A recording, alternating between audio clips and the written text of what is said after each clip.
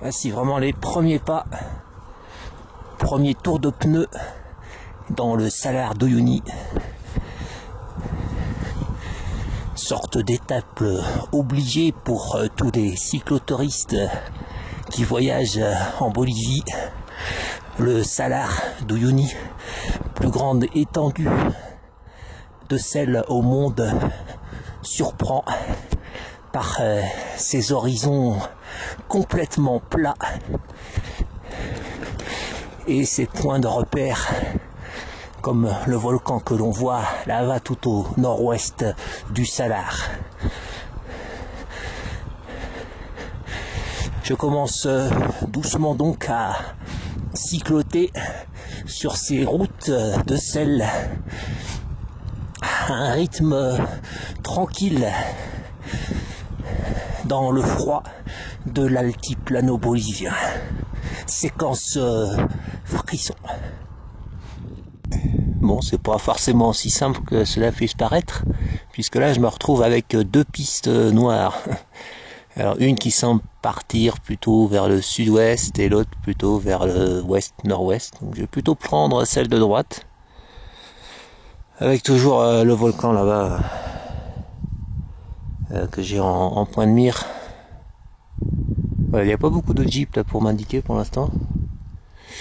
Mais bon, on va prendre par la droite. Hein.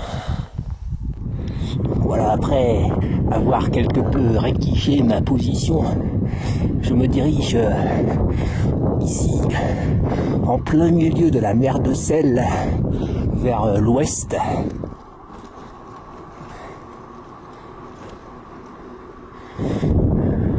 En direction de l'île d'Inkawasi, qui est située au milieu du Salar. Actuellement, je ne la vois pas encore. J'ai toujours comme point de repère le volcan et les jeeps qui transportent les touristes d'un bout à l'autre du Salar.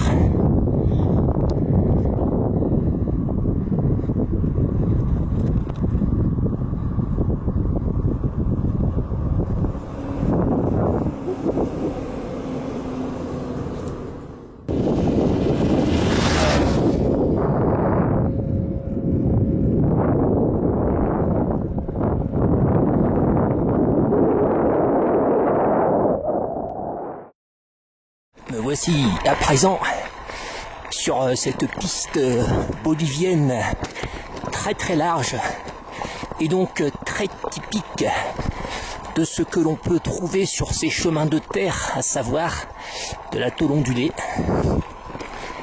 qui est occasionnée par le passage des véhicules à une vitesse assez importante, qui pour le cycliste, pour le coup, devient assez chaotique.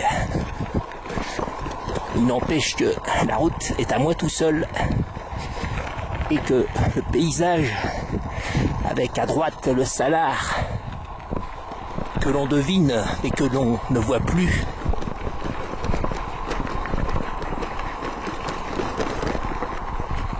et le cratère de ce volcan font un vrai plaisir pour les yeux. Séquence vibration.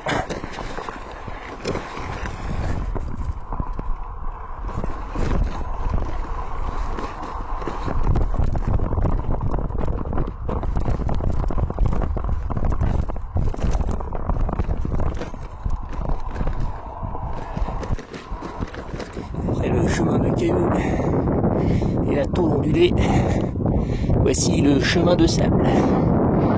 Décidément, rien ne me sera épargné sur ces routes boliviennes.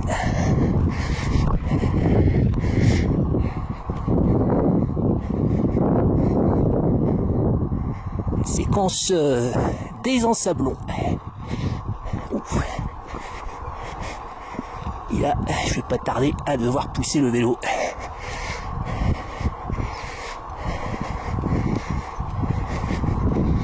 Ça va m'engraisser, voilà. Fin de chantier.